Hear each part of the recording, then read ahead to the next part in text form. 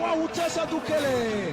Cross past the goalkeeper, Ahmed Mohamed! Sporting. Ya kama Kenya jabane aegalu. Sporting. Ya kire jenne hundana sosolu. Sporting. Ya kire jenne hundana sosolu. Sporting. Okayu bikayuti sporting ya obanu. He takes the double. Kennedy Simakile, a new Olympic record. Tyrannus Tababa confirms her status as one of the greatest female distance runners in history.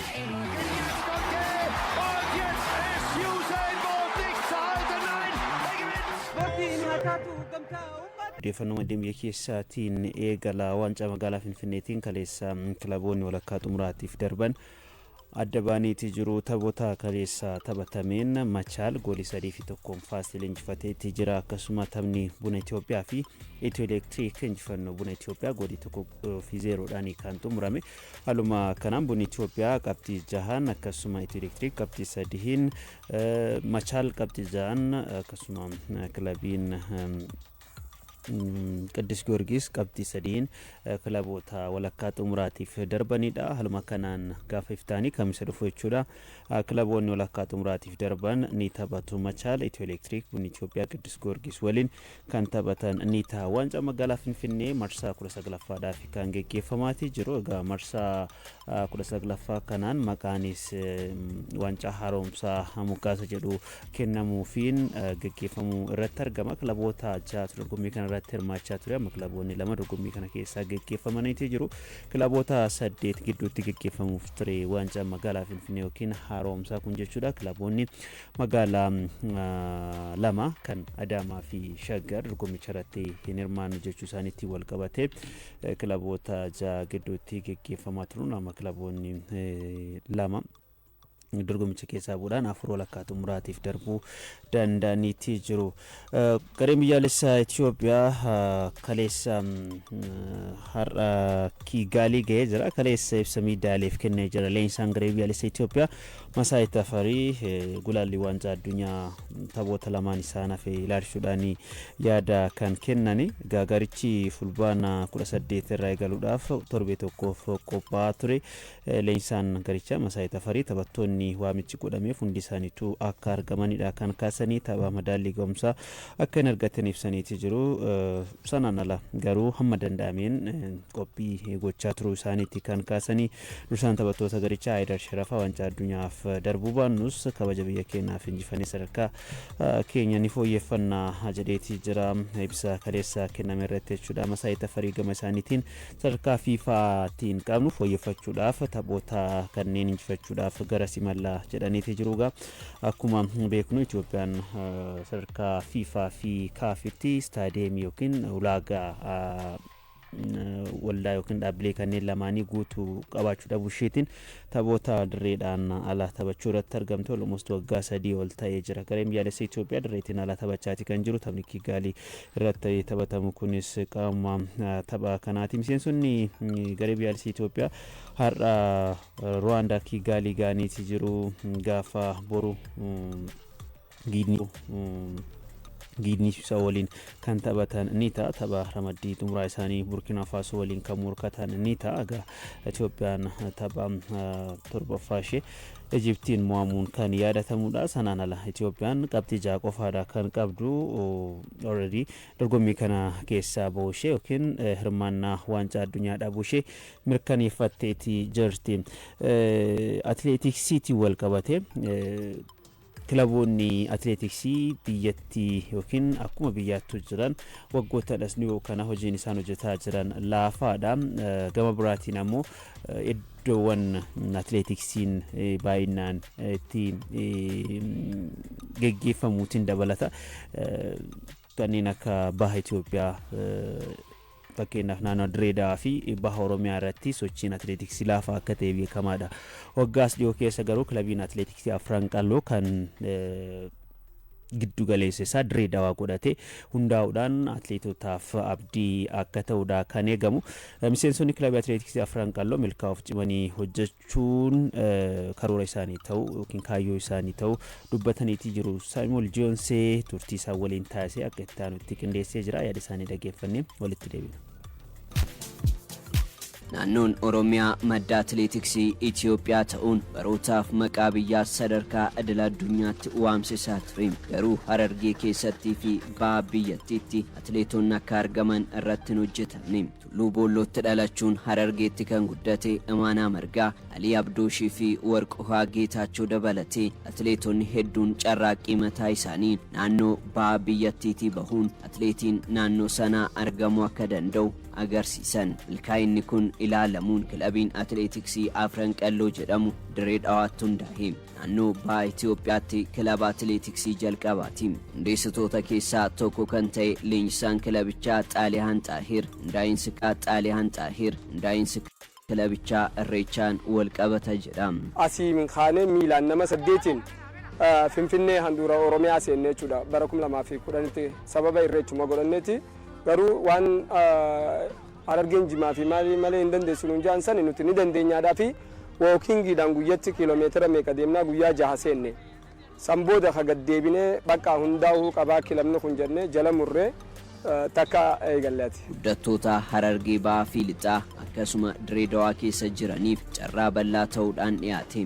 Atileetota 25 sadarkaa kilabaatti qabaman dabalatee guddattoota atileetii ta'uuf carraaqan 180 of jalatti qabachuun leenjisaa jira. Ijoollee dandeettii ammaan tana pirofeeshinaalotaa wajji cahan nama 25 ka jiru. Ijoolleen gurguddattoonni jechuudha. Xixiqqoonni ammoo under 30 irraa eegalee hanga ilaa 70tti under 70tti walumaa galaatti nama 180 walii galaa jechuudha. Atileetonni kunneen erga kilaba kana keessa seenanii deeggarsa argataniin ilaalcha hin danda'amu jedhamu cabsuudhaan fooyya'insa guddaa ofirratti arguu himu. Dirree Allagaa irratti daladhee guddadhee eegaan kilaba atileetiksii Afran Qalloo hojjechuu eegaleen jijjiiramaa sarkadhee hojii bareedaa asirratti argadhee duraanii dhugaadha. Wanti namni fudhatee agaree ammaan tana hedduu malee waan duraan hin dandeenye takka duraan hedduu meetira dheeraas deemuu hin danda'u maal amma eegalee bishaan kan dhufee hedduu malee nu beleessee maal jee waan kana keessa nu barsiisee lafaan fiiguu ture cholite asii bakka innaa kophee minaamin ispaayikiillee akka biraatti Afran Qalloo neeqinaa dhaabbattee akka biraan na gargaaru jirti. Waa hundi naa godhu jirti jechuudha. Akkaan jeemuun qabuuta Afran Qalloo tan. Kilabiin atileetiksii Afran Qalloo bara darbee dorgommii akka biyyaatti turan qaxxaamura biyyaa shaampiyoonaa atileetiksii Itoophiyaa fi shaampiyoonaa guddattoota Itoophiyaa irratti hirmaachuu bira darbuun hanga meedaaliyaa jalqabaa argachuutti gaheera. Ammas leenjii umurii isaanii madaaluu argachaa bakka guddaas ga'uudhaaf tattaaffachaa jiru. Leenjiin nuuf kennamaa jiru akkuma walii galattuu ijoolleen as keessa jira hundi isaanii taaddagee ta'uu isaaniitiin sirriitti kan beekamanidha. Umurii isaa irratti kan hundaa'anii dalaganidha. An kan inni itti hojjedhu meetira 500 fi 800 irratti kan itti hojjedhu koocha keenyas bikkitti nu daleessu bikka hedduudha. Meedattis nu daleessa, xirrachattis nu daleena, ashawwattis nu daleena, kookobirraas nu daleena, ispaaltis nu daleena. Meedaa kun as keessaas ni hojjenna, bikka hedduu hojjenna jechuudha. Meeshaas waan miilaas jiimaas ni daleena, waa hedduu nu hojjechiisaa jira. Keessaafuu meetira gabaabarraa meetira 100 hanga ilaa 3,000 masanaakilitti akkuma Itoophiyaa odoon taane jiddugala Afrikattuu bakki silaa itti barbaadamu asi. Atileetonni kunneen xiiqiidhaan hojjetanii dhaloota bakka buusaa maqaa biyyaa waamsisuun abjuu isaanii ta'uu dubbatu. Atileetonni aanaa qarsaa hedduu baay'ee nuuf jalaa qabu. As fiduudhaaf karooraan qabachuu nuti ammoo laakiin cimaannee jabaannee dandeettii teenya isaaniif mul'isuuf hojjechaa jirra jechuudha. Maaliif irra guddaa Harargee teenya nama qamaanii beekan isaan nuti ammoo dandeettii teenya isaan garsiisuudhaaf hojjechaa jirra. Kilabii Afran Qalloo oduu bichaan taane Itoophiyaa bakka bu'ee deemuu yaadame. Inshaallah biyya 3 kan itti qophoofne dhuunfaadhaan deemnee dorgomuudhaaf jechuudha yoo Rabbi jee. Amata 5 odoon taane amatuma kana keessaa ijoolleen nama 5 kan qophoofte yoo Rabbiin jee. Hundeessituun kilaba atileetiksii Afran Qalloo fi miseensi koree hojii raawwachiiftuu Federeeshinii Atileetiksii Itoophiyaa Adde Saaraa Hassan kilaba kana hanga galma ga'uutti akka deeggaran himan. Sanqaan lubbuun jirutti kuni kilabni kuni bakka guddoota akka ga'ee ammaan harkutti addunyaa irratti isaan badhaasa geebada haba hanga fudhatanii Itoophiyaa yaamsisanitti jalaa hafuu hin danda'u jeetiin amana.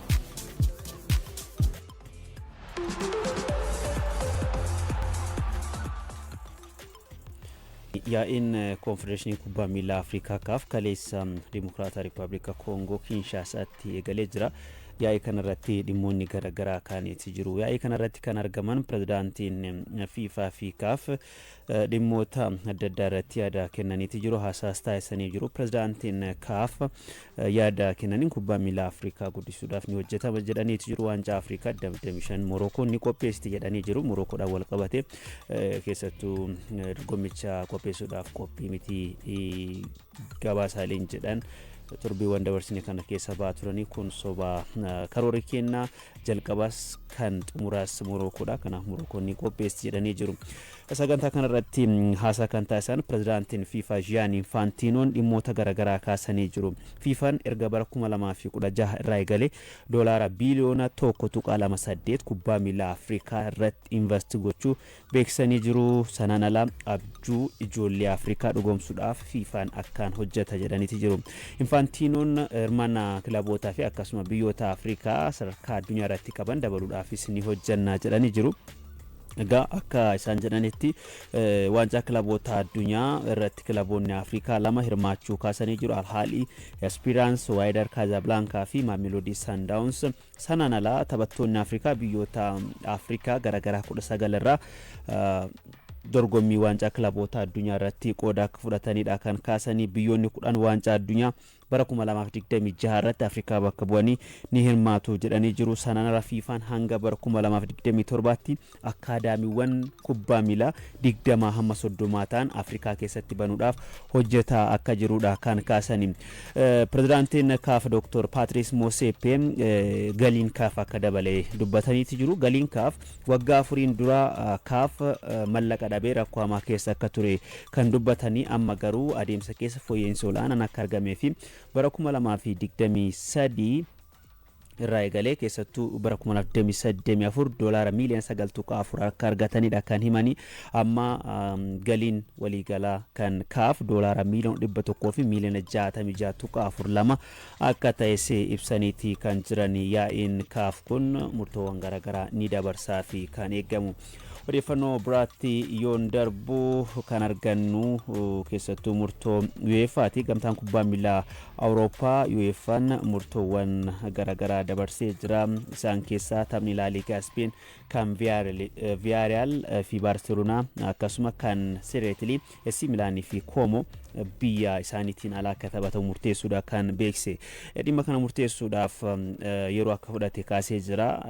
Alexander Sheffield akka jedhanitti yoo ta'e kilaboonni biyya isaaniitiin alaa taphachuun faayidaa isaa jalaa miidhaatu guddatu yookiin caala waan jedhu kaasanii jiru. Garuu dhimma kilaboota kanneen afranii addatti ilaalle murtoo kana dabarsinee jira jedhanii. Taphni La Liga Spain kan Villarreal fi Barcelona Ameerikaatti taphatama. Kan Serie A AC Milan fi Como ammoo Austraaliyaatti akka taphatamu murteessuu isaaniiti kan beeksisani. Rodrigo Real Madrid keessa turuu barbaada jedhee jira. Real Madrid garee akkaan jaaladhuudha. Madrid keessatti yeroo gaarii dabarsee jira. Ammatti garee kana keessatti carraa taphaa argataa hin jiru. Taphataan kun egaa keessattuu erga Xavi Alonsoon leensa kilaba kanaa ta'aniitias taphataan kun garicha keessatti baay'ee carraa taphaa argataa hin jiru. Garuu inni Madrid keessa bu'aa kan barbaanne dhiibanii yoo na baasan malee an Real Madrid nin jaaladha. Garee kana keessaa ba'uu hin barbaadu jedheeti jira. Rodrigoon jijjiirraa ganna kanaatiin gara Manchester City ni deemaa fi kan eegamaa ture. Ta'us garuu achuma tureeti jira. Ammas gareen isaa taphataa kanaatti wal qabate yaaddoo jalaa akka jirudha himamaatii kan jiru. Carraa taphaa argachuu dhabuu isaatiin wal qabate taphataan qaxaleen kun maal ta'uu danda'a kan jedhu ammatti wanti beekame jiraachuu baatus inni garuu achuma Real Madrid keessa turuu akka barbaadu kan dubbate. Nico O'Reilly'n yeroo jalqabaatiif garee biyyaalessa Englandiif waamee jira. Taphataan sadarkaa kilaba Manchester City O'Reilly'n miidhamaa taphataa garee biyyaalessa England Reece James'tti wal qabate iddoo isaa leensaa garichaa Thomas Tuchel'n waamichi kan taasifameef egaa taphataan kun taphataa ganna 20ti Manchester City keessatti taphataa ga'umsa gaarii mul'isaa jiruu fi inumaayyuu taphattoota Pep Guardiolaan akkaan itti abdataniif jaallatan keessaa tokkodha. Nico O'Reilly'n amma garee biyyaalessaa Englandiif yeroo jalqabaatiif waamichi taasifameefii jira. Kanaanis tapha michoomaa gaafa kamisa iftaanii jechuudha Wembley irratti Wales waliin taphatanii fi gulaalli waancaa addunyaa Latvia waliin qabaniif taphataan kun garee biyyaalessa Spain England yeroo jalqabaatiif kan tajaajiloonni ta'a. Taphataan sarara gidduu kilaba Manchester City Rodri miidhamaan garee biyyaalessa Spain ala ta'eetii jira. Spain taphataan sarara gidduu kilaba Manchester City Rodri gulaalli waancaa addunyaa irratti akka hin hirmaannedha kan beeksiste. Gulaalli waancaa addunyaa biyyoota lama waliin qabduuf Spain, Georgia fi Bulgaariyaa waliin qabduuf taphataa kana dhabdeetii jirti. Taphataan kun akkuma beeknu bara 2024 Spain waancaa Awurooppaa yoo fudhattu akkasuma bara 2023 Manchester Cityin waancaa sadi yoo milkeeffatu ga'umsi taphataa kana olaanaadha kan ture. Numaayyuu bara 2023 badhaasa kubbaa miilaatiin kabaja guddaa qabu Ballon d'Or fudhatee jira. Sana booda garuu miidhamni taphataa kana mudate. Taphatichi akka barbaade kilabas ta'ee biyya isaa kan tajaajilleef danqaa ta'ee jira. Tapha Premier League England Brent fudhatee jira. Sana booda garuu miidhamni taphataa kana mudate. Taphatichi akka barbaade kilabas ta'ee biyya isaa kan tajaajilleef danqaa ta'ee jira. Tapha Premier League England Brentfordin goolii 1-0dhaan injifatan irratti miidhamni kan isa mudate. Daqiiqaa 21 irratti jijjiirame bahe. Yeroos miidhamni isaa salphaa jedhamee ture ta'us garuu amma miidhamni isaa salphaa kan taanee fi miidhamni maashaa kun taphoota lamaan kanaan ala isa taasisee jira. Ammatti garuu hagam dirreerraa fagaataa kan jedhu ifatti wanti beekame jiraatu baatus miidhamni Rodri taphoota lamaan kanaan ala akka isa taasisedha kan himame. Leenjisaan garee biyyaalessa Spain Luis de la Fontaine sarara fuulduraa irratti miidhamaan garichaan ala kan ta'e Edo Lamin Yamal taphataa sarara fuulduraa kilaba Celta Vigo Borja Iglesias waamuu beeksaniitii jiru. Taphataan kunis gaa sababa miidhamaatiin garee biyyaalessa Spain ala ta'eetii jira. Odeeffannoo xumuraa kan taasifadhu Fabio Cannavaro leenjisaa garee biyyaalessa Uzbekistan ta'uudhaan qacaramee jira. Taphataan duraanii sarara garee biyyaalessa Italy Fabio Cannavaroon leenjisaa garee biyyaalessa Uzbekistan ta'uudhaan kan qacarame. Cannavaroon bara 2016 leenjisaa garee biyyaalessa China ta'uun qacaramus yeroo gaarii hin dabarsine. Amma waancaa addunyaa bara 2026 irratti Uzbekistan qabatee kan dhiyaatu ni ta'a. Uzbekistan seenaa ishee keessatti yeroo jalqabaatiif hirmaannaa waancaa addunyaa argatteetii jirti. Leenjisaan ganna 52 Fabio Cannavaroon hojiin guddaan waancaa addunyaa irratti Uzbekistan imala dheeraa akka gootu fi dirqamni itti kennameetii jira jedhamee jira. Waancaan addunyaa bara 2026 kun biyyoota 48 hirmaachuudhaan kan geggeeffamu ni ta'a.